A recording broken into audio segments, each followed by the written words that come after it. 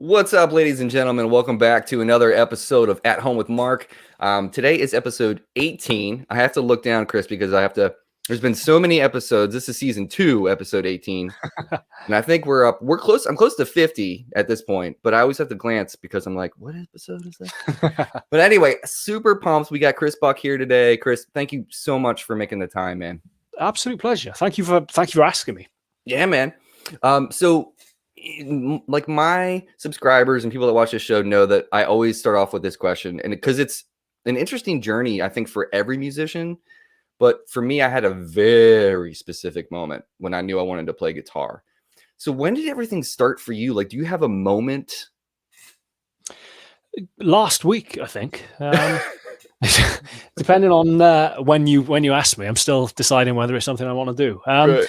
It's honestly, I think I can't remember a pivotal moment as such. Everything kind of rolled into the next evolution. Everything I've done, I've never been that organized. I've never been that regimented when it came to practice schedules or, releasing music or any of the stuff which you're meant to be fairly kind of organized about. I've always kind of run a mile. I mean, that was the reason I got into guitar in the first place, was it was an escape from homework or an escape from Right. the stuff which was a little bit more kind of regimented. And, whether it was like my first decent band, we organized one show as a kind of release gig for an EP, which was part of the singer's university kind of final dissertation piece. And Steve Winwood showed up and invited us to his studio. So it was kind of like, okay, I guess we're a band now. And like my life has just been full of lots of moments like that of, okay, I guess I'm doing this. And honestly, the first moment, I guess I realized I was okay at playing guitar, because especially growing up in a relatively small time, there was no kind of benchmark. There was no barometer to sort of judge myself against, really, only other people who were kind of playing guitar locally. Mm-hmm. So trying to think back to kind of one specific moment it's a struggle. Strange story. My school entered me into a competition when I would have been about 15, 16, I guess. It was a kind of inter-school competition for all the schools locally. Had to write a road safety song. Right. So our music teacher told us that, this is a road safety song. So kind of off you go to kind of do this competition. So me and a couple of mates got together. I was kind of self-appointed band leader. So I kind of recruited a bass player, a drummer, and a singer, put this band together, and wrote this kind of throwaway sort of rewrite of Johnny Be Good, kind of like, look twice, don't cross the road if you're not sure kind of thing. And we turn up, and our music teacher, true to form, had obviously either misread or just not read the brief at all.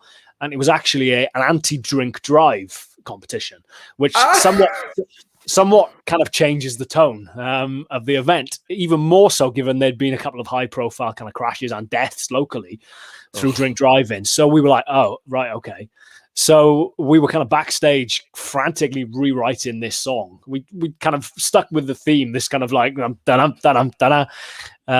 of theme, but we had to rewrite the lyrics. And the one line which sticks in my head to this day was the drummer suggested was, don't build up the Dutch and press down the clutch, which I still think is lyrical genius. But that evening, I bumped into actually the drummer in Buck and Evans, my band. Had no idea that we would ever cross paths again, but he was there as a peripatetic drum tutor locally.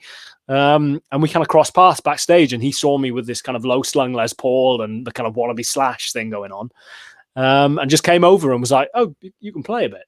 And that was the first kind of recognition I had from any other kind of like bona fide musician, I guess. Prior to that, it had been mates or people in school or whatever just going, oh yeah, you can play Sweet Child of Mine, you must be really good. So getting that kind of recognition from someone I knew and respected as a musician was like, oh, maybe I'm okay at this. And it's just kind of rolled on from there, really, in one way or another. So it's strange. Yeah, not really a specific moment so much as a moment where I kind of realized that I might actually be okay at what I was doing. So strange. So how old were you when you first picked up a guitar then? Like, so if that was like, you said 14, 15? Like, yeah, thereabouts. I think, see, my father gives me grief for every time I actually kind of say how old I was when I picked up a guitar. He's going, you're wrong. It was earlier than that. I don't know is the short answer. I can't remember. I can remember my parents bought me a Squire Affinity Telecaster as kind of like a starter guitar pack. And my old man got in touch with the music shop, and so at the time they were coming with white pick guards. And it was a butterscotch Telecaster. My old man got in touch with the music shop and said, "Can you change that to a black one?" Yep. Because I remember the day we bought that, the day we kind of put the down payment on it, I was hell bent on getting a Strat. And we'd seen there was a music shop up the road, and we'd seen that they had a secondhand Squire red Stratocaster in the window. And I was like, "I want that one." And he was like, "You can have whatever you want, but I can guarantee everyone else is going to be playing a Strat. Get something a bit different, get a Telecaster." And he kind of reeled off all these guys, Keith Richards or Bruce Springsteen or whoever that have all played Telecasters. So I was like, okay. So we had that, and I guess I must have been about 12 maybe, but it was a while before I kind of seriously dug into it and actually devoted any real attention to it, frankly, because it was getting in the way of skateboarding at the time, Nice. or football or cricket or rugby or any of the stuff, I was doing in school. So it was a while until I properly dedicated any attention to it. But I guess kind of 12, 13, something like that, maybe in retrospect. But it feels like a last week or a lifetime ago, depending on when you ask me. So Yeah, that makes sense. Can you think of like a record? Like what was like one of the first records you heard, like a guitar record that was man.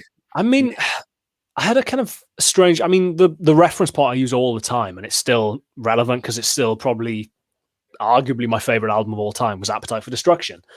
But that's the obvious kind of cliched answer, I guess. That was a big record for a lot of people. Mine, in all reality, was Conspiracy of One by The Offspring. That was one of the first. Guns N' Roses were the first band I found where I felt like they were my own, because my father is big into music, huge Beatles fan, huge Stones fan, etc., all the kind of the bands that he grew up with. So a lot of the music that I picked up in my youth was kind of through osmosis, through him, I guess. But Guns N' Roses were the first band I found myself, I guess, and had any real claim to as such. But inevitably, I think when I started playing guitar, you were very heavily influenced by the stuff that not only is on the radio, but obviously all of your friends are listening to, which was pop punk. At the time, it was Sum 41, Offspring, Newfound Glory, Alkaline Trio, all that kind of stuff. And I remember getting that Offspring record and kind of thinking, okay, I knew power chords at that point, and I thought, this is all power chords. It's just a case of finding where they're playing the power chords. So I remember learning Want You Bad and just being like absolutely blown away by like, that's what I'm doing sounds like what's coming out of my CD player.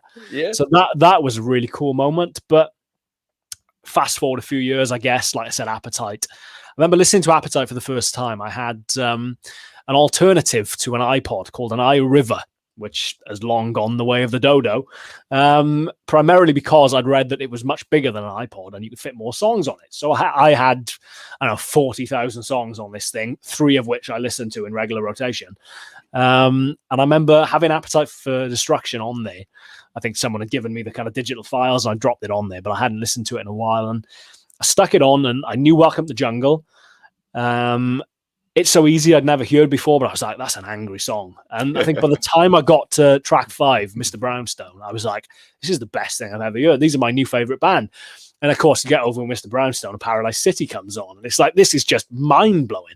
Yeah. So Appetite was, and then subsequently getting into Slash and reading about Slash and kind of discovering, this kind of like chaotic, decadent, the most dangerous band in the world, or whatever they were kind of touted as, that was a real moment of, okay, I guess I want to be a rock and roll star, but minus the kind of the drugs or the kind of any of the other stuff, which I was too scared to get involved in. So, dude, yeah, that's a real thing, especially if you're in this industry. Like there's a lot of chaos around. I'm too safe, man. I'm too boring. I'm Mr. Vanilla. So me too, man. Me too. I always told my wife, if I was ever on the road and like my addiction would be buying guitars, like that would be what you'd have to worry about, where my money would be going. Well, this is the thing, isn't it? Is if you're a musician, there's a lot worse stuff than you can be spending your money on the guitars. So it's kind of like, okay, we don't have to worry about him. That's what I keep telling her, man. We might not be able to pay the mortgage, but he's not going to OD. So right, exactly. So Appetite was like a seminal record, but what are you listening to now? Somebody in here was asking about that. Like, so what's like lighting your fire right now? Oh man, honestly, I'm terrible. I barely listen to music. Now, Really? what a terrible answer that is. I listen to audiobooks and podcasts and stuff like that. Of course, I listen to music, but it tends to be kind of in passing, I guess. Whatever is on the radio, whatever, I guess. Take the last year out of it, where nobody's gone anywhere.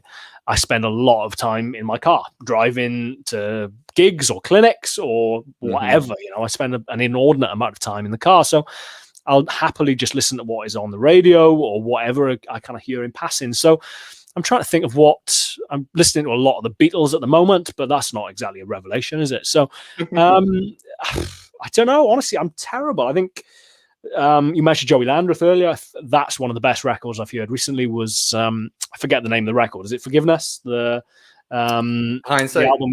The album, the most recent record. Yeah, Hindsight. Hindsight. Yeah. Yeah. So honestly, I'm terrible. If you got any music suggestions, please let me know, because I could do with something different other than audiobooks. Oh, dude, I have a ton. Well, have you heard Ariel's new record? That's pretty damn good. I haven't yet, actually. His last record was really good, so I'll have to dig into it. That's really good. Are there any bands that you're like true diehard fan that you'd be like, anytime they put a record out, regardless of if I've heard it, I'm going to buy it kind of thing? Yeah. It's strange. I mean, there is, like I said, I went through a huge Guns N' Roses phase when I was a kid, to the extent where I had a cupboard full of bootlegs that I downloaded. This was in the kind of early days of kind of forums and kind of online file sharing for stuff like that. And I downloaded every bootleg I could get hold of, bought a ton of blank CDs and burnt them all to disc. And bear in mind, these were recorded in, some of them in like 86 when they were playing tiny venues. They're unlistenable. But I was intent on at least having them. So GNR kind of will always hold a special place in my heart in that respect. Like I said, my old man is a massive Beatles fan, to the extent where I grew up. It was strange. For the longest time, I genuinely couldn't tell you whether I was a Beatles fan or not. I knew every Beatles song, and I knew every kind of inane little backstory behind every song that my dad had told me. But because I hadn't discovered them myself, and I hadn't kind of come around to them naturally, I couldn't actually tell you, oh yeah, I'm a fan of that band, so much as just I know everything about that band. It was a kind of odd situation. So, but the older I get, the more I appreciate the Beatles, just for kind of, outside of the obvious stuff, just such complex chord progressions or melodies, or just, to have four, and including Ringo in that any day of the week, four such incredible musicians in one band, and the time in which they developed, all of that happened in such a short space of 7 years? Yeah, like 6 or 7 years, man. It's crazy to think about that. Like the amount of prolificness that was part of that, those four guys. And you know what's weird too, man? One of my favorite Beatles tunes, which is like posthumous Beatles, is Free as a Bird. Oh, Free as a Bird. They did that with Jeff Lynne, didn't they? Yeah, dude. So George's slide tone on that tune. Yeah. Holy crap, dude. Like anytime I will listen to I could probably listen to that song on repeat all dang day. Yeah. It's so good. And it's weird because there's some songs that throughout the catalog, like I love Martha My Dear. That's one of my favorite Beatles tunes. But that song in particular, man, the way it was recorded, how they did that, as far as taking John's idea, and my god, dude, it's mind blowing. That was incredible. It's mind blowing. I haven't heard that for years. Actually, I'm gonna have to dig back into that. I mean, I grew up with the anthology kind of constantly on in the background in the house, and there's videos of me when I'm a kid singing "Help" in front of a camera, Yeah. I mean, the Beatles, kind of the older I get, the better they get, which is remarkable, really. But it's strange. Honestly, I have for someone. It's lucky other people like music more than I do. Otherwise, I wouldn't. I'm more passionate about. I'm not a fan of gigs. How terrible is that? I love playing gigs. I honestly, being on stage is the best feeling in the world. But if you kind of had to drag me to a gig, it would be dragging me sometimes. I just can't get out of the way of my own shadow. I think my wife, in fairness, is infinitely kind of better in that respect than I am. She's always loved live music, and goes out of her way to kind of drag me to gigs. We'll just get tickets without asking me and go, right, you're going. Right. And I'm glad she does, because discovered Rival Sons. Rival Sons would be a good example of someone I've gone into in the last few years. I think Rival Sons have just got progressively better as well.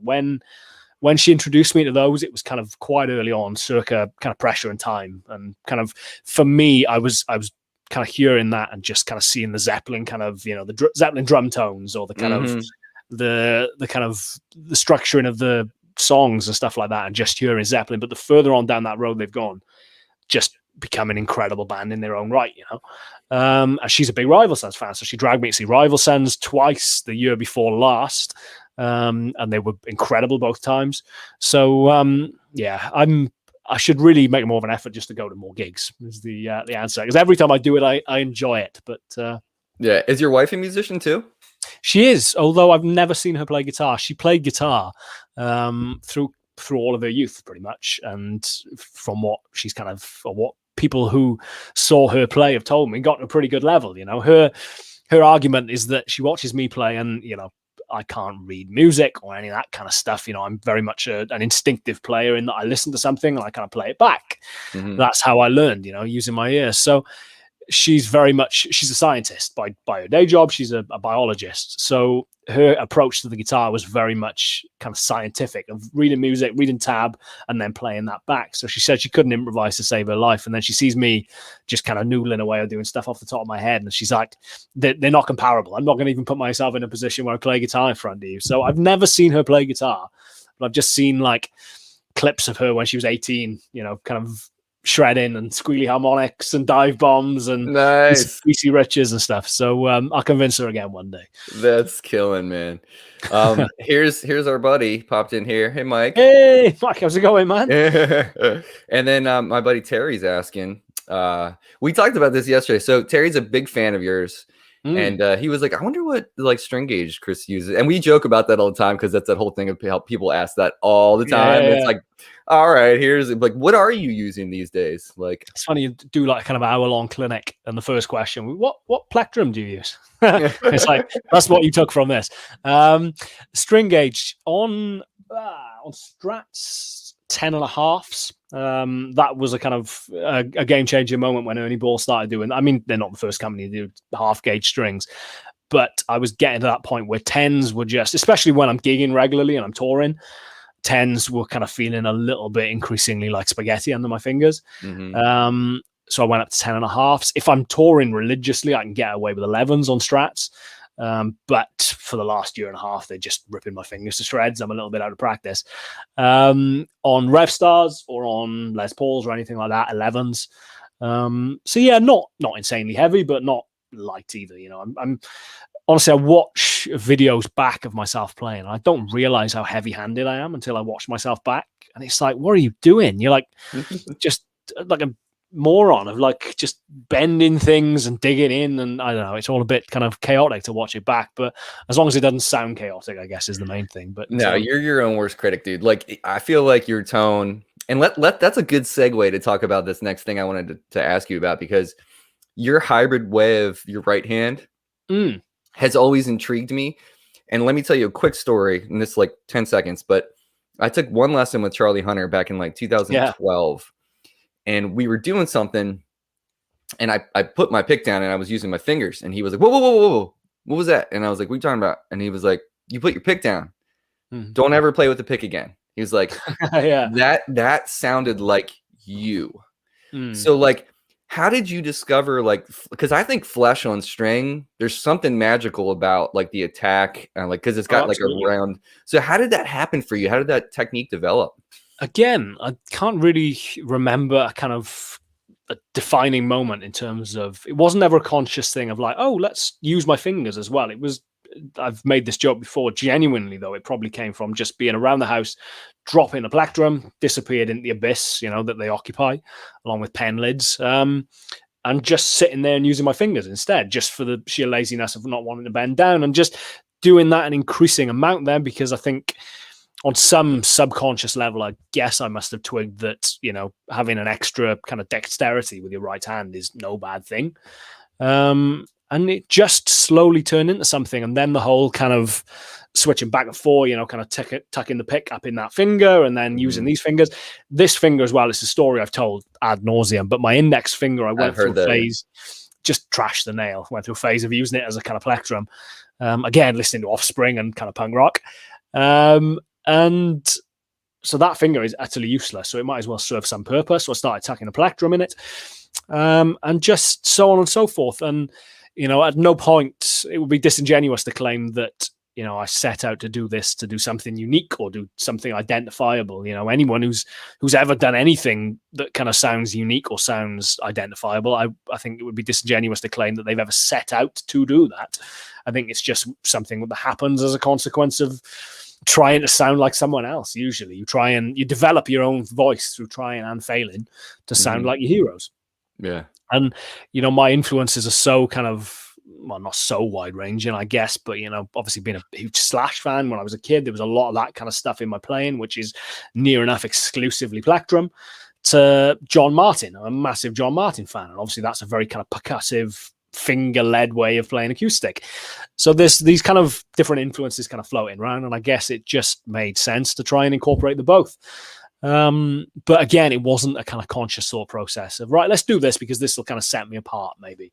But it's just now I couldn't do without it, and obviously there are people who make a very big thing out of like, right, I'm going to ditch the pick. I'm just going to play with my fingers. And that's entirely cool. But for me, there's so much stuff I do which I couldn't do without a plectrum. The kind of faster stuff or the more precise stuff or the stuff which is more aggressive, I guess, really lends itself to having a bit of plastic digging into the string, whereas the stuff which is maybe a little bit more delicate or a little bit more kind of, I don't know, just visceral, I guess, of that kind of thing. Like you said, that skin on string is just an entirely different thing in its own right. So it's just, it's kind of an amalgamation of things I picked up, I guess, over the years. So yeah, that's what I was going to say too, because like what I dig about your playing in particular is the finesse. Oh, thank you. Because I feel like, well, first of all, I mean, your tone is great. Your attack of the note is great.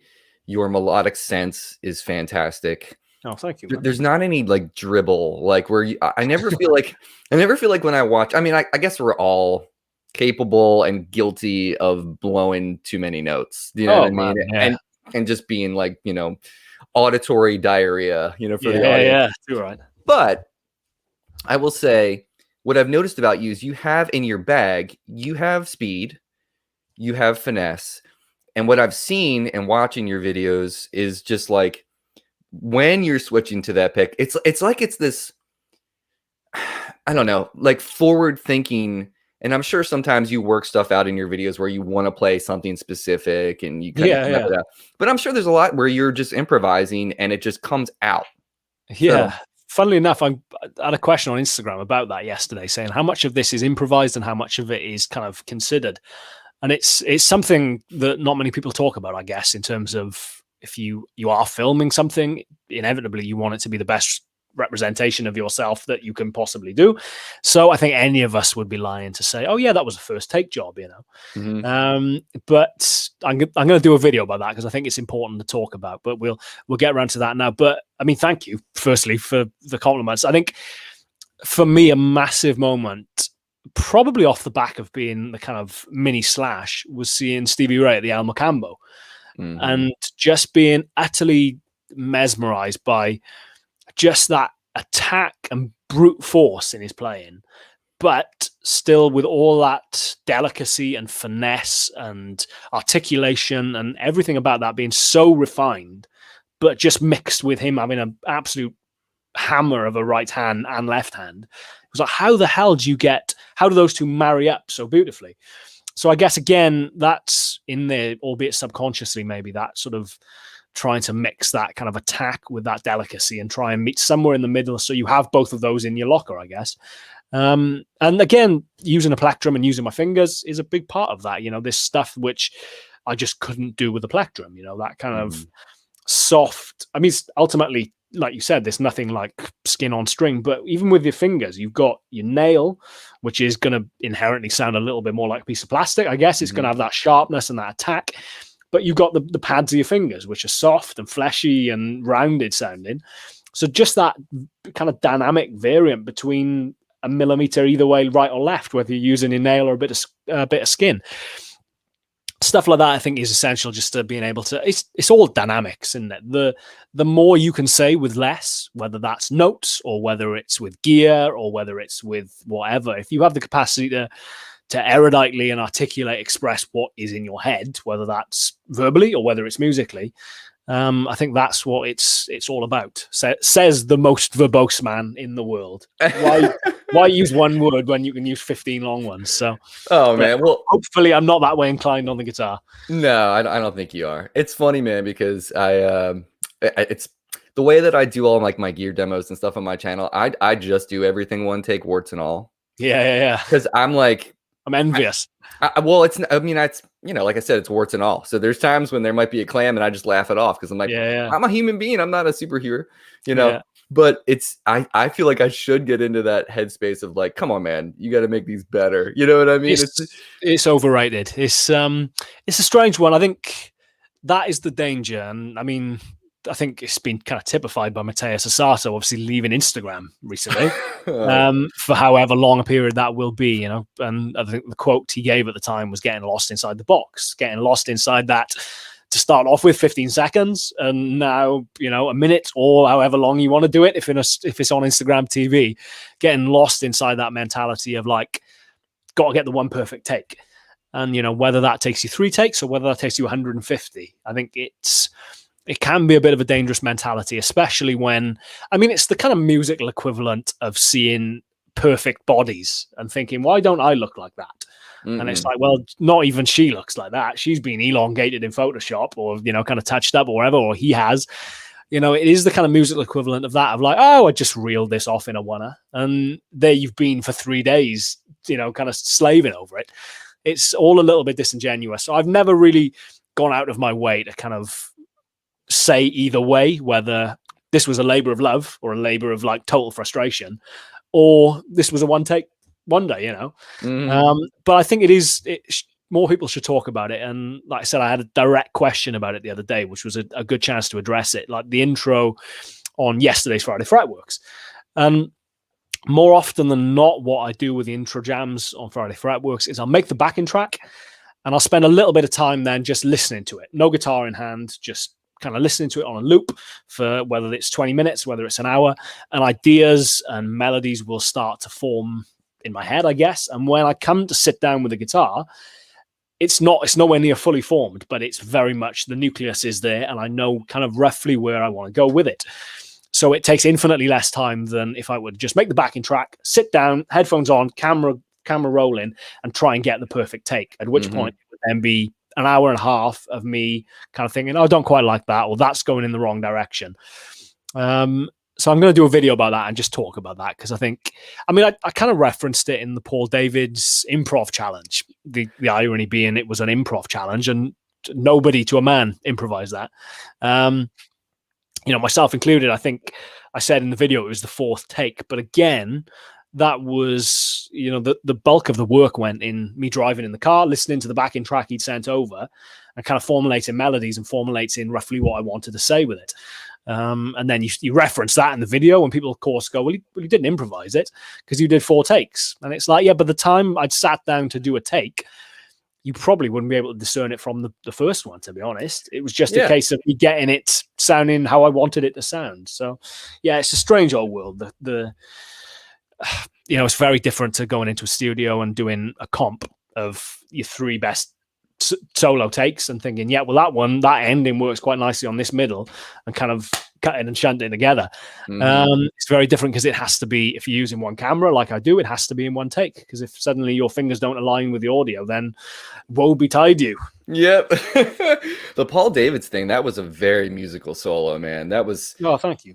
I feel like that was it was, you were due to get all of like the shining light that you did on that, because it really sounded, it was very lyrical, Oh, thank you. So it's strange. You say that about the kind of felt like it was kind of due. The oops, I had a flash of green on my thing then. Yeah. It's strange. It's strange. That was in October, I think, of last year. And I found a screenshot on my Instagram the other day of me celebrated hitting 70,000 subscribers on YouTube. And I'm not a particularly numbers orientated person, whether that's subscribers, followers, financially or whatever. None of it particularly matters to me as long as I'm happy and as long as I'm not destitute. But seeing that I'd hit 70, easy for you to say, 70,000 subscribers in September of last year and thinking I'm on 125 or something now. Crazy. It's like that's a lot of subscribers in a very short space of time, and 95% of that is down to Mr. Paul David. So it's strange. You kind of plod along and you feel like you are on an upward trajectory, but it's kind of like that gradient, and then something happens and whoop, off you go. Yeah. And then the trick is not getting so involved and so kind of caught up in that and thinking that it's always going to be like that, because inevitably it starts to go and kind of plateaus. And as long as you feel like you're moving forward in some respects, whether that's however you judge that by, whether that's more followers or whether it's being happy, I think as long as you feel like you're heading in the right direction, just keep on plodding away with it, you know? Yeah, it's having fun too, man. Like that's what I like about this like environment and like this community. It's like people are really cool in this guitar community. You know what I mean? And it's fun. I'm having a good time, and that's really what matters. What do you have an aha moment as far as like learning your fretboard? You know, the one I can remember, again, going back to Slash, because so much of my youth was spent obsessing over GNR DVDs or bootlegs or stuff. I would, my Christmas presents of my parents growing up were trawling through like early days of eBay, finding stuff that had been recorded, maybe was broadcast live on TV at the time, but was never an official release. And then years later, someone had burnt it to DVD. So stuff of varying questionable quality, just kind of trawling through that and watching different live performances. And the one which really sticks with me was I was so entrenched with the kind of minor pentatonic thing, because, still 90% of what everyone does. And that was all I knew. And that, as far as I was concerned, that was all I needed to know. And then I was watching Slash at the end of Rocket Queen, which suddenly takes a kind of really major turn. And I was like, he's playing as well in a major key there as he is in a minor key. How the hell is he doing that? Because up till that point, I knew my major scale, but it was da da da da da. Just the one we all learn that is hideously awkward to play, at least to start off with. Like what? Well, they're all 3 frets apart. What the hell are you meant to do with that? And it took me a while, but I eventually twigged. I'd kind of started delving into the kind of like harmonic minor thing he was doing for like the Godfather theme. And it took a while to click that your typical kind of harmonic minor shape, if you just move it down a couple of shapes, is the kind of the full major key, the full major scale. And it took me a while to get my head around that. And as soon as I did, I was like, right, I can play as fast and as whatever in a major key as I can in a minor key now. And suddenly all of the like cool little fast runs he did at the end of Rocket Queen suddenly made sense.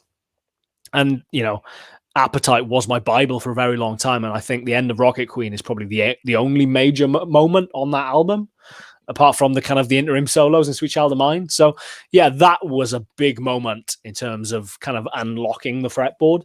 Yeah. But I was never regimented enough to sort of, I said earlier, it was an escape from regimentation and sort of kind of organization, I guess. So I never went about it in a particularly methodical fashion. So it was always a case of, I very much think of the guitar in a kind of that way, I guess, going up the fretboard as opposed to going down. I didn't get into the kind of box mentality at all. So anyone who asked me, how do you get out the box? And it's like, I was never really in it, I don't think. I learned to go up as opposed to go down, because that the notes go up and down. Why would I worry about going that way? As long as I knew my minor pentatonic shape, I was happy. So just finding my way around the fretboard always felt relatively easy because I was led entirely by my ear. So yeah, that's what makes you melodic. That's what makes you so lyrical. Because I equate you to a horn player. Like some of the lines that I hear you play and some of the things that you do are very horn-like, because it's not guitar shapes. It's not linear. Linear, that's the word I was looking for. So much of my influences, again, I'm a terrible person to ask for like, who are your guitar heroes? Because inevitably I went through a massive Clapton phase, Stevie Ray, Slash, all of the kind of usual suspects. There's no one in a guitar sense that I would say, inspired me and people would go, oh, wow, now it makes sense. It's all the usual, guys. Where I guess I took a bit of a left turn was stuff like Sam Cooke or Otis Redding or Frank Sinatra, Yeah. I remember a really vivid moment with my grandfather when I was really young, of him kind of sitting me down and forcing me to listen to Frank Sinatra, which I had I don't think I had any interest in music at the time, really. I definitely had zero interest in Frank crooning away at the time. And him saying, listen to his phrasing. And I was like, what do you mean phrasing? He's just singing the words. And he kind of went out of his way to explain, yeah, but listen to how he's singing the words. And same with like Nat King Cole and stuff like that. And then slowly starting to understand that it is phrasing, and it's not just how you kind of sing that note, it's how you got to that note, or it's how you get off that note. And any great vocalist, whether it's Aretha, all the classics, Ella Fitzgerald, or whether it's newer guys like Paolo Nutini, people just with great voices and a very kind of articulate, erudite way of delivering a line. That's where I draw my inspiration from, because that's what I want to do on the guitar. And in that respect, it makes infinitely more sense to think of it going that way or that way as opposed to going that way, because they are not thinking in boxes. They are not thinking of like, oh, I'm singing a minor pentatonic here. They are thinking, I'm going from this note to this note. And your vocal cords aren't layered in 6 strings. Your vocal cord is, you think of it as kind of one continuous thing. So that's, I guess, where I kind of diverge very slightly from the kind of usual guitar path. But everything prior to that had been all the usual suspects, really. So, dude, the first time I heard That's Life, that's Sinatra. Yeah. That song, and my band used to cover that. And you saying that just totally made me be like, we should cover that damn song again. That's such a great song. That was the first time when I was a young kid and I heard that, I heard modulation for that last chorus. And I was like, ooh, what's that? And then it's like looking into understanding like how you can lift a tune with the same progression. Absolutely. Just by going up a half step or something. So I don't understand what's happening in Mac the Knife. That's just played that once in a band where I had a dep and a situation where I was kind of thrown in at the deep end. Kind of the gig came in like the day before. This was going back a couple of years ago, and I was still schlepping around weddings all over the country. And had the kind of set list come through and looked at it quickly and thought, yeah, cool. Pretty straightforward wedding stuff, apart from Mac the Knife, which I grossly underestimated. And it was just a case of like getting through the 4 minutes and finding the odd note which would work, so you at least look like you knew what you were doing. Not a particularly proud moment. Oh man, that's great. All right, we got another question. Then I have some other stuff I want to get to real quick. So songwriting, like when you're approaching guitar and songwriting, aiming for perfection versus striving for completion. Or is it like is it in the middle there? Yeah, I mean, the songwriting thing is interesting. I think as long as I'm on YouTube once a week talking about gear or guitar-related, guitar-centric stuff, kind of the songwriting element kind of gets overlooked, really. Not saying, I should be appreciated more as a songwriter because I don't talk about it. Inevitably, I write with the band and with other stuff going on, but it's easier and it's kind of more throwaway, I guess, to just kind of go, yeah, but what pedal was that? I go, okay. The songwriting thing is something I get an immense amount of joy out of, and that's, going back to Sam Cooke, going back to Otis Redding, it's songs, it's not an exercise as much as it is in one sense. They're not there. They don't serve as an exercise in vocal dexterity or kind of, musical masturbation. It's about the songs. It's about the melodies, it's about the grooves, it's about the rhythms, it's about the songs. So I get an insane amount of joy in trying to kind of dissect that and then create stuff in a similar vein.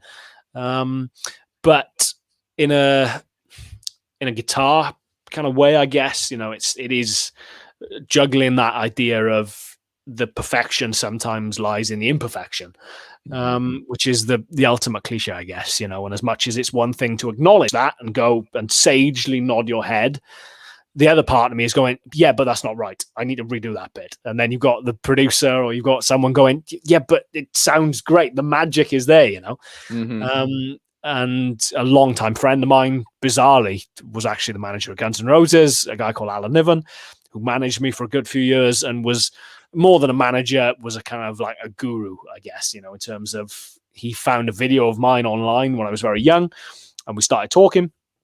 And he sent me a really kind of curt one-line email just saying, you're okay at this, keep it up, which I guess, going back to your question earlier, that was a big moment in terms of like, oh, maybe I am okay at this guitar thing. There's the manager of the best band ever, as far as I'm concerned, is now emailing me, telling me I'm okay.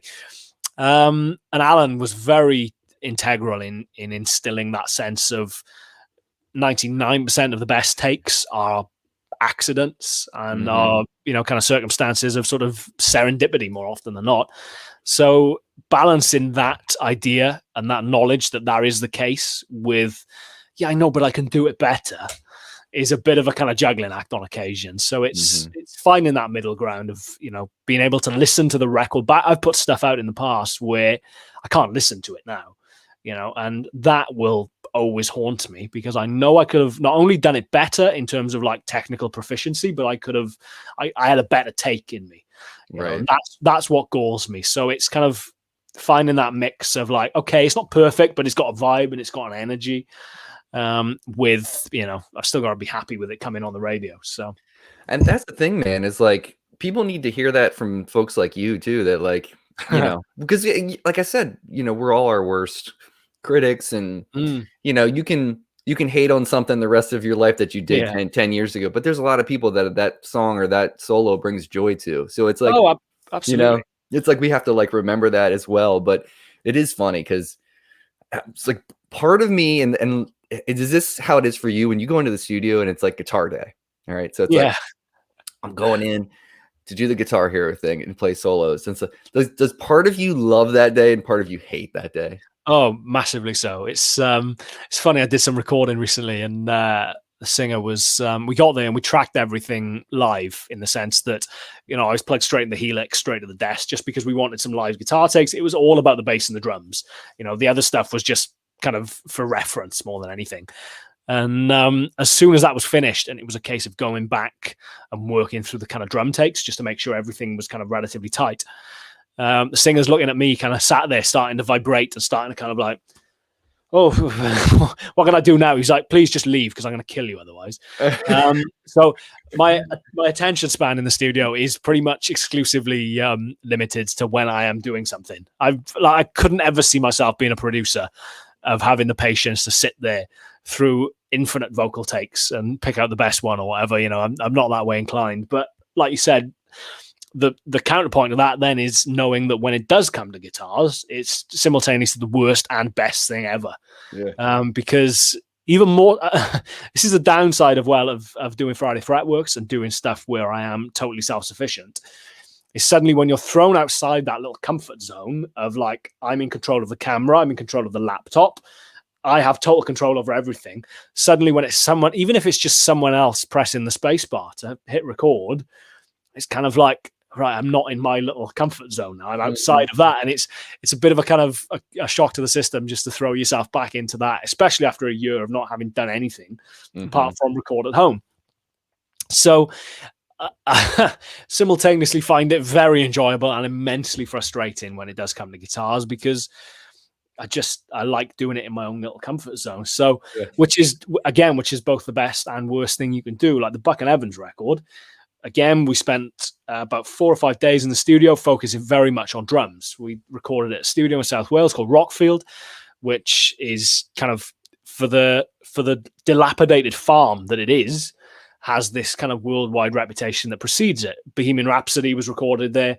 Kind of any number of absolutely insanely big records were done at Rockfield. And it is literally a farm. You are in the studio and you can hear cows outside mooing and stuff like that, and they very much play on the fact that this is the same wallpaper that was here when Freddie was in here tracking piano.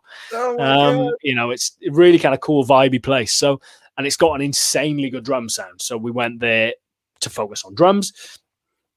And then we happened to get bass done as well, although we weren't intending it to kind of be bass sessions. We just rattled through things a little bit quicker. And then I came home to do the guitar parts, which was great in the sense of like, I now have total control over this.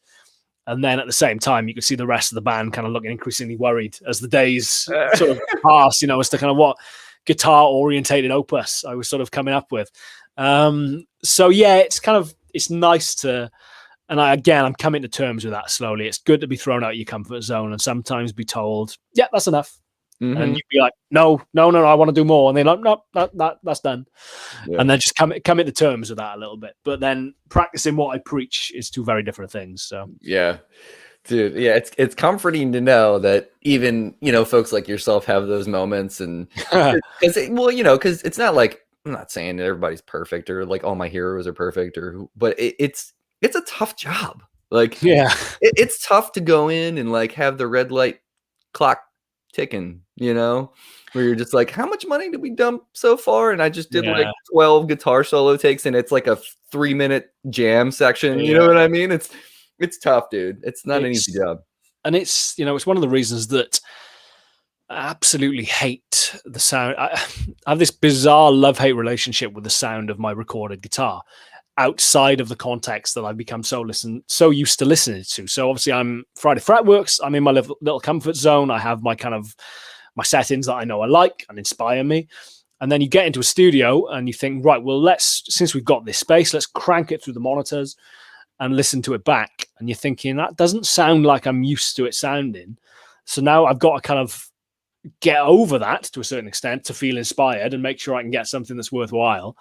So it's this whole back and forth of, like you said, it's not an easy job, but by any respect, getting into the groove and getting into a space where you're going to do something productive. But at the same time, it's not digging coal, is it? So I won't moan too much. Yeah, I know, right? We can't bitch and moan too much. Are you usually using like an HX Stomp in those videos, like when you're doing? It's a mix. It's a mix. I use Guitar Rig, Native Instruments Guitar Rig a lot of the time. Not so much because, again, with the Helix, Helix Native and the floor unit and HX Stomp and stuff, more often than not, I use stuff like that because I'm not entirely focused on the sound at the time of recording. As long as I get something which I know is going to be approaching the final sound, roughly, so it's not going to be, because you play the sound ultimately as well. You can't do a solo and think, yeah, this sounds great, clean, and then suddenly, when it comes to actually mixing it, let's throw in a fuzz and an octave, it's not going to work because you didn't play that sound in the first place. But at the same time, if there's subtle tweaks to be made, I would rather do that and have more control over that in the final mix than we're kind of stuck with this sound. So we have to adjust the mix to make it work. So obviously Guitar Rig is a plugin. So you just get the DI signal that is there to kind of do with what you want. So yeah, more often than not, it's Guitar Rig or it's the Helix or it's stuff like that, just to give me that level of control, which again, depending on your mode of thinking, is either very modern and very 21st century or absolutely sacrilegious. So, I love technology. I think embrace it, Absolutely. Yeah. It's, you kind of feel King Canute sort of trying to hold the tide back if you're kind of kicking your heels against it, really, because it's very much part of what we do. And, whether that's in a live context, whether it's a Helix, whether it's a Kemper or something like that, or the new Neural DSP or whatever it is, it's so much a part of music today, and I'm gear centric, I guess, in the sense that I want a sound that inspires me, but I genuinely don't care whether that's an incredible bit of gear or whether that's just a dirt cheap pedal. I'm not a kind of snob in that respect at all. I guess you can't really be snobby and be a strong advocate of digital gear. The two don't really align, especially when Guitar Rig is ostensibly a fairly antiquated piece of software at this point. Obviously, they've released Guitar Rig 6 now, but Guitar Rig 5 is probably 8-9 years old, something like that. Crazy. Sounds all right to me. So yeah, no, it sounds awesome. Is there anything, like, for me in the past year? I think one of the pedals that has inspired me the most is the Gladio, and the Gladio, the SC too. Like you're saying, like if you plug into something and it makes you play different and play something special, like is there a piece of gear that has done that to you in the past year that you've picked up? I mean, personally, I can't sound any good unless I'm using this. What a ridiculous thing this is. I feel bad. I did a video on this and I was fairly candid about the fact that the only reason I bought that is as an investment.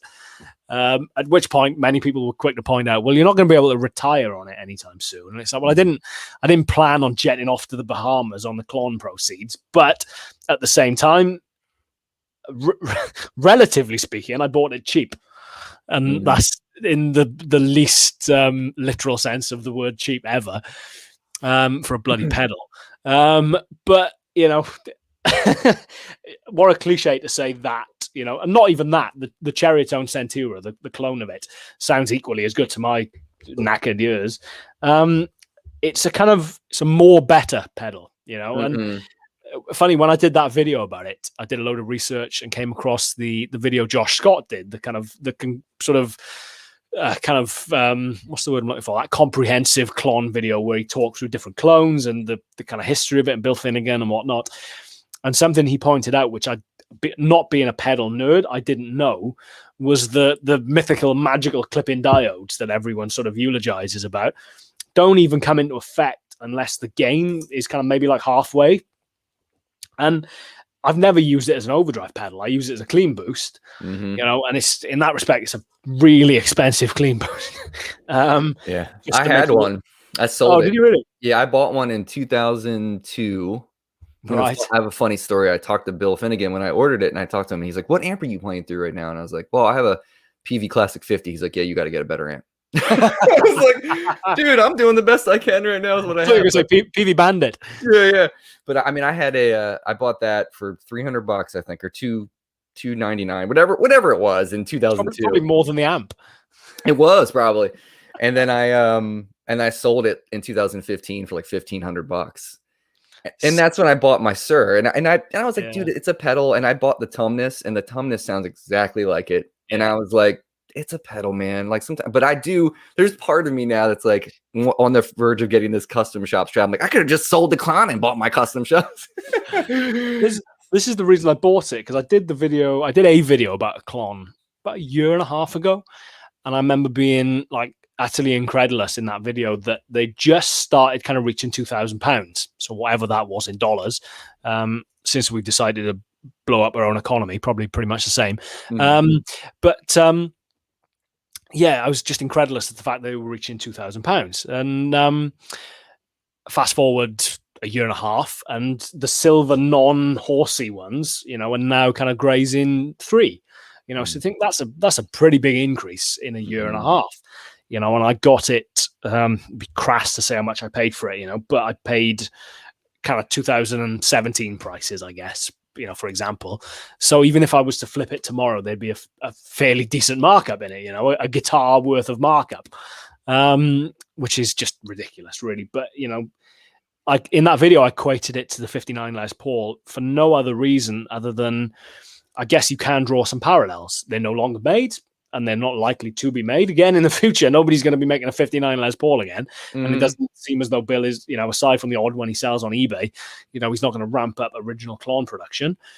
And as long as Jeff Beck or Peter Frampton or Joe Bonamassa or John Mayer, insert name here, Keith Urban, whoever, Joe Perry, are all using Klons and, publicly or not saying how good they sound, the prices aren't going to drop, unless it comes out that Bill Finnegan has done something absolutely awful. The prices aren't going to go down, really. Okay, markets do kind of go up and down, but at the same time, there's only going to be less of them in circulation. Yeah. So at some point, I might sell it and get something else. But I don't know. It's daft. But I don't think there's any piece of gear that I have where it's so integral to me sounding like me that I'd be utterly lost without it. And that's both a conscious decision and unconscious thing, I guess, in the sense that I don't want to be that reliant on anything, if whether it's a plectrum or whether it's I guess the only thing I would need really is a guitar and an amp to a certain degree, and of course when people see you using a fair amount of pedals or a fair amount of digital gear, they go, well, plug straight in the amp. And it's like, well, I could, but it doesn't make me as happy. So, yeah. And, like a crass analogy is if you worked in an office, you'd probably invest in a comfy chair, because you don't need a comfortable chair to do your job, but it helps, Yeah, man. What is your favorite live amp to be playing through? Like if you're on a stage, like what are you playing through? On me. Oh man. The Victory V100 or the V140, I want to say, which is basically the 100-watt version of the V40.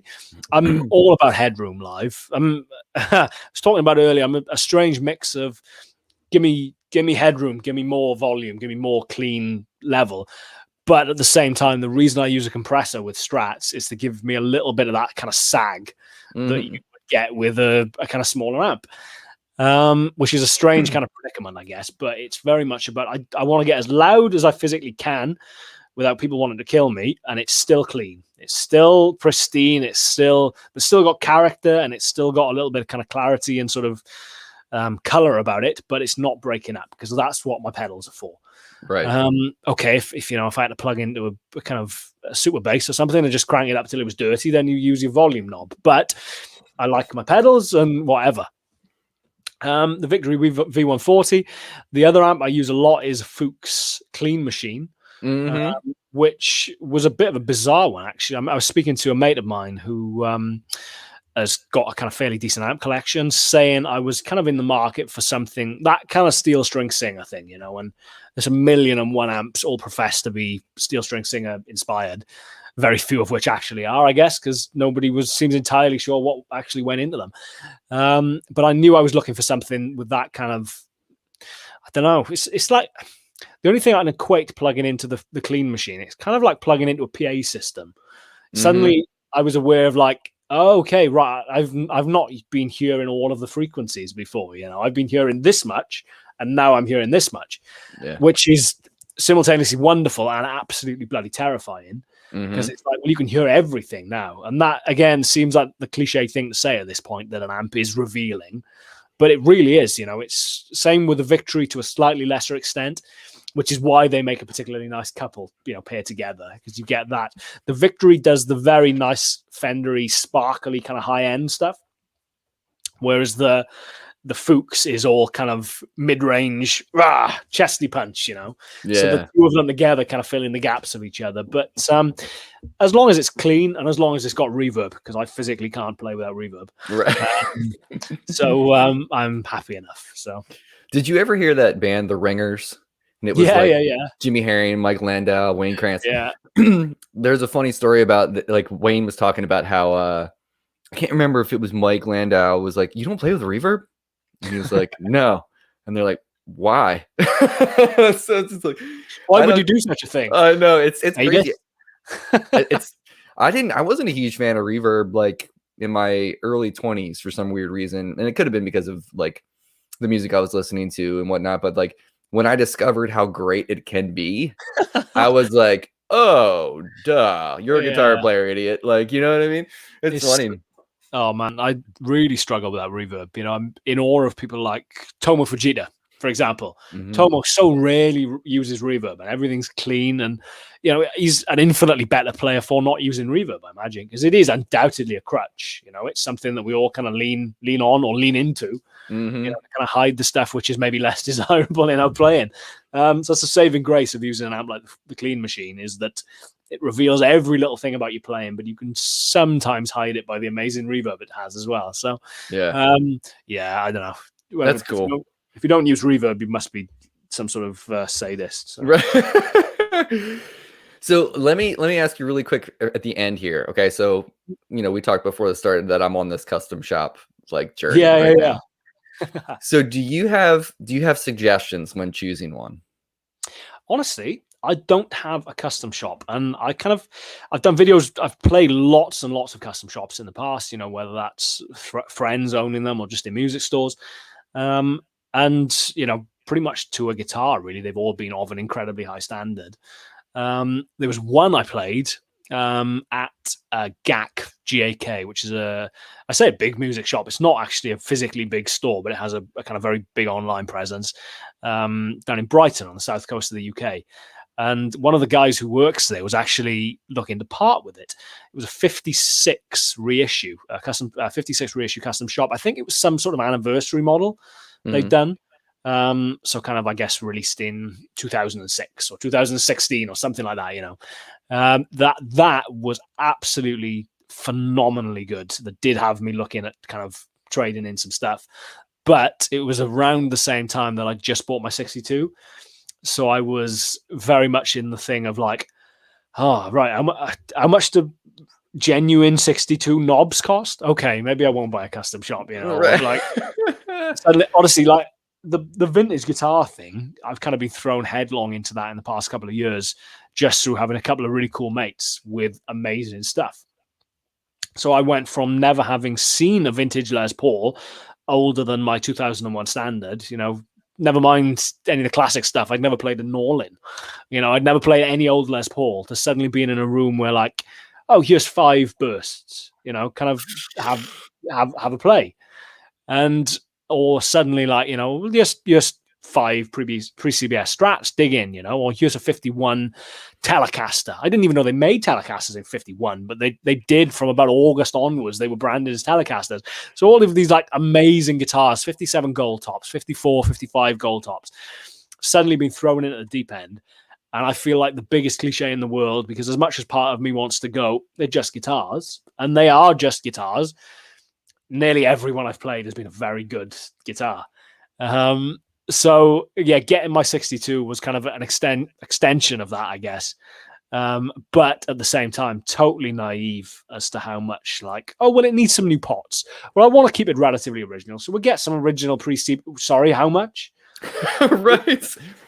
Dude, it's probably a rabbit hole, man. Like as soon as you dive down it, it's oof. Well, that was the thing in terms of, I guess I was relatively lucky with that guitar in terms of there wasn't much originality left on it, aside from all of the original bits. It had been painted. The guy who had it prior must have had fingernails made of tungsten, because the gouges in the board, Jeez. Just like, what have you been doing? It'd been repainted by someone who'd used house paint or God knows what. There were just so many things about that guitar. The funny thing is I left the paint for all of the things which we did fix. It's kind of got a vibe about it. It's a cool looking guitar now, just because I think that paint job was probably done in the early 70s, maybe. It's just been on there 50 years at this point. So it kind of felt like I would have been stripping it of its identity to a certain extent to take off this horrific paint job. At some point I might crack and get someone to refin it, but I guess I was lucky in that respect, in that it did give me kind of creative license in terms of it doesn't have to be, not every part has to be an original part. So suddenly the hunt for like original pots was kind of abandoned for, let's just get a good repro, for £8 as opposed to £200, Right, because if you like the guitar and it sounds great and the pickups sound great and it feels great, who cares, man? It's your baby, Absolutely. And that's the one crying shame of it, was the neck pickup. Actually, it's now the bridge pickup. We switched them around because I think at that particular point in time they weren't yet winding pickups for specific positions. They were just, here's 3 pickups, stick them wherever they go in the guitar, wherever that they go. Someone, or the prior owner presumably, had replaced the neck pickup with a grey bottom 70s Strat pickup. And interestingly, it also had a 70s set of saddles on it as well. So my thinking of what probably happened was it broke at some point. He'd added in a load of modifications. So we had like phase switching and stuff on the pick guard, so the pick guard had been routed out. So there's a lot of kind of player grade modifications. So I think he was a bit of a tinkerer, for want of a better phrase. So he'd made a fair amount of modifications to it. And obviously in the process, I guess he'd killed the neck pickup. So it had been replaced with a new Strat pickup in the mid 70s. So I've moved that down to the bridge. I did briefly toy with the idea of getting an original pickup, but again, you're looking at like £1,000 plus. But recently, someone got in touch. Let me grab it. 2 seconds. Yeah, man. Someone through YouTube very kindly got in touch as I knocked the clon over. Very kindly got in touch saying, I've got a 63 Strat pickup that needs rewinding that I broke at a gig in about 66. The guitar fell over and then miraculously pickup no longer worked. Pickup broke. Do you want it? I was like, yeah. How much do you want for it? And he was like, that's just a fan of your playing. You can have it. So John, if you're watching this, thank you very, very much, mate. So he sent the package arrived. I was like excited. He kind of opening it up, and I'd spoken to Hugh, the guy who did all the restoration work on the guitar, and kind of said, this is what he said needs doing. Maybe it doesn't need a rewind. Maybe it's just one of the outer wires has come loose and just needs a little bit of kind of TLC, and we're away. So the pickup arrives, and I think he was right when he said it needs a rewind. Yeah, I think he's right. I think he is right. So at some point, we've got that bit, whatever that bit is, and we got that bit as well. So at some point, I will actually get this rewound. He's put on the thing, L Series Strat, L03295, next stamp, 2nd of June, 63. Amazing. Oh man, that's so cool. So that I'm really excited to get that in the way and actually get that back in the guitar, because it's, the electronics seem like the one element of the guitar that it would be nice to have as close to original as humanly possible. But anyway, that was a very long divergence from your question about custom shops. That's all good. I mean, the pickup thing, I'm really interested in checking out those MF pickups. Like Scott McKean told me, those sound pretty big and ballsy, man, from what I've heard. There's so many good pickup makers out there now. It's scary. It's a little bit of the old kind of option paralysis, I think, in terms of like, who do I go with? They're all making amazing stuff. So yeah, it's a bit of a minefield. But I mean, some of the best strats, that 56 reissue is arguably the best strat I've ever played. So it's kind of like, you get a good one. I think it's just, very rarely have I bought a guitar in my life which I've not had a chance to play at all prior to getting it, and I've lucked out once or twice where they've turned out to be really good, and I've kind of come up short on occasion where it's kind of fallen short of expectation. So I think playing it, if possible, is kind of essential. But if the right one comes up at the right price and it is overseas, then take a punt. I know, it's interesting. I really like what the guys at Wildwood do with those guitars, and I did talk to them. They're like, if you get it and you're spending that much money on an instrument, and if in like 2 days you're like, this doesn't work, we'll take it back. Oh, so cool. They were just like, don't worry about that. So we'll see, man. If anyone's looking to buy a Sir, hit me up. I'm trying to sell one more guitar. All right, Chris, you want to do this lightning round? Get down with me, man. I don't want to take your whole day. Man. So we got a little bit of a metronome going for some suspense at 105 BPM. Nice cruising altitude. I got 10 questions. 3-4, please? We could if we want. But that might distract everyone. So here's the deal. 10 questions. Yeah. You can just rapid fire answer them if you want. If you don't want to do that, if you want to answer like your questions and give me some background, I'd love to hear it. Whatever you want to do. All right, ready? First question is always the same. Lennon or McCartney? Oh man, Lennon from a kind of personality perspective. Maybe McCartney from a consistency of songs, but he's had an extra 41 years to keep on writing, so that's unfair comparison. Lennon. Okay. Final answer. All right. For a snack, would you prefer salty or sweet? Sweet. Okay. Although coming to America for the first time was an education in mixing the two, so why not have both? Yeah, like salty, like chocolate covered pretzels, man. That's like one of my sins, Grand Slamwich from Denny's was a life changer. All right. Okay. Someone approaches you with an original guitar that was Jimi Hendrix or Stevie's and says, you have to get rid of all your guitars. You can have one of these for the rest of your life. You can't have any other guitars. Which guitar would you take? Stevie had better taste when it came to Strats, I think. I mean, it's amazing. Anyone listened to Hendrix at Woodstock, really, given he was playing a CBS Strat, and throwing shade. All right. Cricket or Quidditch? I'd never compared the two, to be honest. Cricket. Okay. It's the one sport I genuinely missed playing. All right, cool. On a playground, on the swings or on a slide? Swings. All right. Pacino or De Niro? Oh, De Niro. Okay. All right. For a superhuman power, would you rather be able to breathe underwater or talk to animals? Oh man, if I could talk to Labradors, I'd be the happiest guy in the world. Talking animals. Okay. All right, cool. All right, pair of shoes. You'll have to wear these the rest of your life. One are tap shoes, so they just sound like tapping the whole time you're walking around. Or one, with every step, it sounds like a fart. I think the latter would be marginally less annoying. Okay. And probably more in keeping with my day-to-day existence anyway, so. Okay. All right. For a gig, okay, you're a subbing musician. Which one of these gigs would give you more stress? Dave Gilmour or Clapton? Oh, Gilmour. That would stress me out. Clapton, I could probably bust that, primarily because I know most of his back catalogue. So Okay. Right on. All right. And the last one. Sometimes this is the hardest, Chris. Sometimes this is the easiest. If you could take one record, and we might know the answer to this, bar in our earlier conversation, but if you could take one record and erase it from your memory, yeah. So you've never heard it, just to hear it for the first time again, what record would that be? The Beano album, Blues Breakers. Oh, okay. All right. So that how come? That was the other big guitar album for me. That was I think I came to that later than Appetite. So I think Appetite was the kind of introduction to rock guitar, and then that was the sort of, the refinement of it, reverse chronologically. Okay.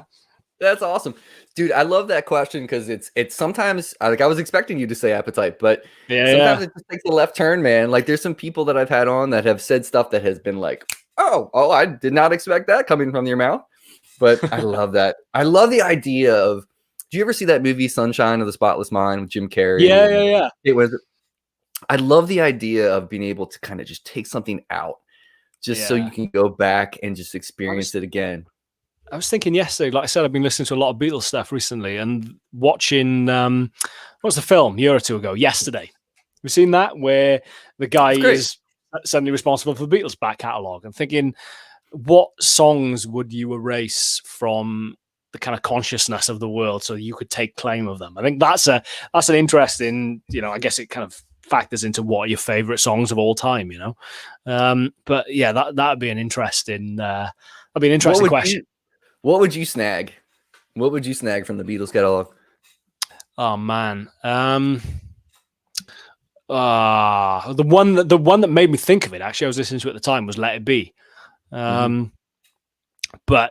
at the same time, you could go absolutely mad and say Tomorrow Never Knows, or I don't know. I think going back to your Lennon McCartney question, I think generally speaking, I kind of veer more towards Lennon stuff, but I think a lot of that is very much informed by the fact my dad is a huge John Lennon fan. So, his kind of his personality and his kind of wit and his just sarcasm and approach to life, was very seemed very sardonic and very kind of, there was an edge to John Lennon where I think Macca seemed very much aware of the fact that he was the kind of spokesperson and the public face of the band to a certain extent. So everything was very sort of clean cut, and you don't see McCartney drop his guard very often. He's always Paul McCartney. Whereas you got the impression that depending on when you caught Lennon, he could have been sweet as pie or an absolute arsehole. Right.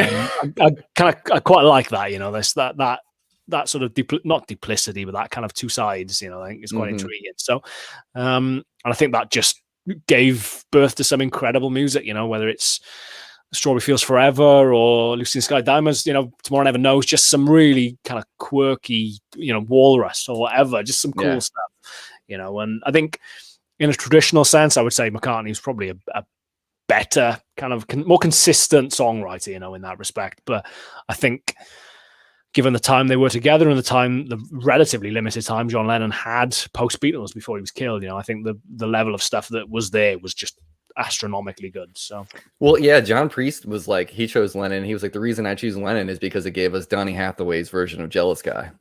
Yeah. I was like, that's the best answer I've heard thus far. Of not so much Brian Ferry's. Yeah. Or Gavin DeGraw, so I can do without that. But yeah, I mean, it is crazy to think about that stuff, man. Because like those guys were so prolific, like we were saying. But because I'm a huge Wings fan too, I love Wings. Yeah, most people do not like Wings, but I'm like, there's a lot. The Beatles could have been.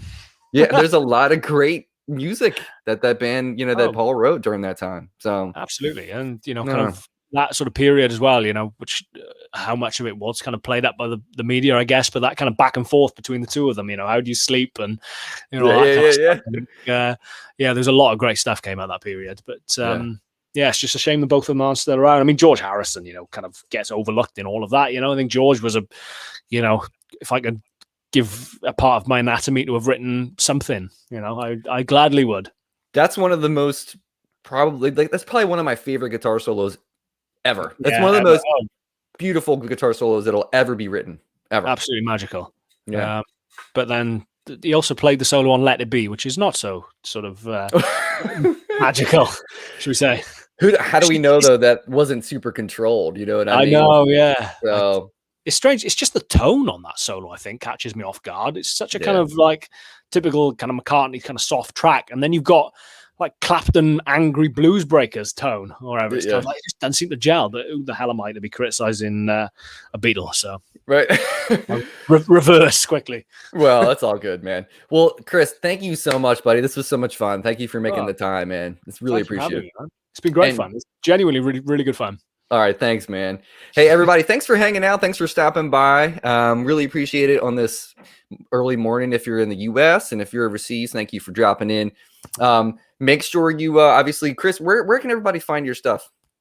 The usual MySpace, Bebo, LinkedIn. I don't know, what am I on? Instagram, Facebook, YouTube, all the social media evils. Yeah, YouTube. I'm Friday Fretworks is my thing for my sins. You'll find me every Friday fret working away. So there you go, buddy. Cool, everybody. Well, you guys take care of each other. Take care of yourself. We'll see you next time. Peace out. Take care.